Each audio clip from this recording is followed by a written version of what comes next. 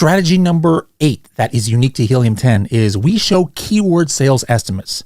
Before, all you had with Helium 10 and other tools still only have that is search volume. Like, what are the actual searches? How many searches are there per month?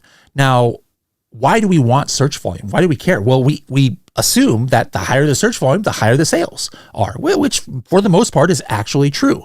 But at the end of the day, wouldn't you rather know, hey, what is the estimated number of sales that this generates? Because it's not always equivalent to higher and lower search volume. Let me show you exactly how I mean. So here's one of the search results for the coffin shelf keyword, right? And you could see that, a lot of times, yes, keyword sales is very similar to the trajectory of search volume. Here we've got a keyword with 170,000 search volume, 1,350 sales. Here's one that's a little bit less, 136,000 search volume, 1,200 sales, all right? But then what happens sometimes? Look at this. Here are two keywords with near identical search volume. Floating shelves bathroom has 15,900 searches. Gothic decor has 15,900 searches. So maybe you're looking at these two keywords. Hey, which is the more important keyword? Which keyword should I put in my title? Which one should I focus on in PPC? They both have the same search volume.